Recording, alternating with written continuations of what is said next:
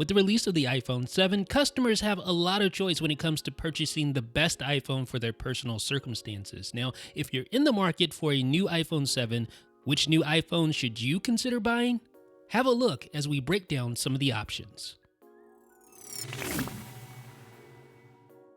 Storage space.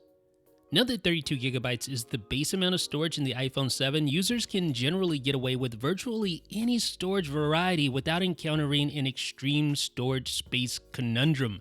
That said, 32 gigabytes is still a small amount of storage space for anyone who plans on getting the most out of their new iPhone 7.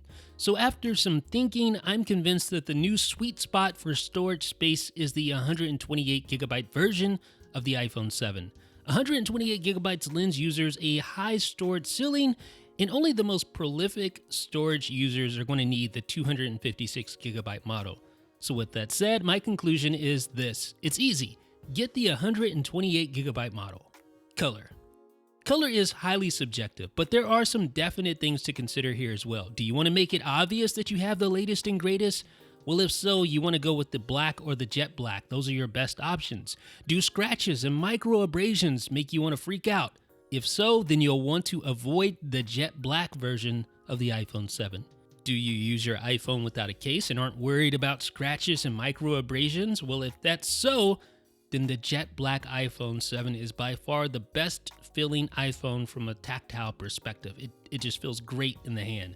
Now, if you want to play it safe with regard to potential resale value and durability, then the regular matte black iPhone 7 is probably the safest bet. It looks good too, it's just not as pretty or as grippy as the jet black iPhone 7. Now, there are other colors, and some of you may prefer the rose gold or the silver. Another thing to keep in mind is availability. The black and the jet black especially are very hard to come by right now, so if you want your iPhone as soon as possible, you may have to settle for gold, rose gold, or silver. So the conclusion is this: most people should get black, that's the matte black, but if you can handle scratches and micro abrasions and are willing to go caseless, jet black is hands down the winner from a tactile standpoint. Size. Should you buy the iPhone 7 or should you buy the iPhone 7 Plus? That's a question that many of you have no doubt pondered over. And I've been in the regular size iPhone camp for some time now, but the Plus model with its new iSight dual camera is quite the compelling option. Yet, even with the iSight dual camera, the Plus model is simply too big for some users.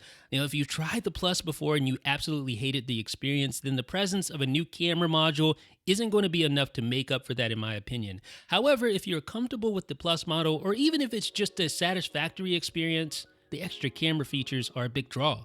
This is true especially if you're serious about iPhone photography. The iPhone 7 Plus comes with that new portrait mode that gives you that extra shallow depth of field effect, which is great for portrait photography. Also, the presence of the extra telephoto 56mm lens is also great for close-up shots and macro photography. But don't forget this: the regular iPhone 7 is no slouch either. It's a really good camera. In fact, it features the same f1.8 28mm wide-angle lens that's found in the iPhone 7 Plus. It also features optical image stabilization, something that previous 4.7-inch iPhones lacked. The iPhone 7 Plus has another big advantage. The most obvious advantage is the size and the screen size that you get with that. The full HD display allows you to see more content on screen at once, and many apps are designed to take advantage of the extra real estate. Unless you absolutely can't stand holding the larger iPhone 7 Plus, then you should seriously consider the larger iPhone. All of that said, other than the telephoto lens, a longer battery life, a larger screen, an extra gigabyte of RAM, everything else about the iPhone 7 Plus, including its processor, is the same as the regular iPhone 7.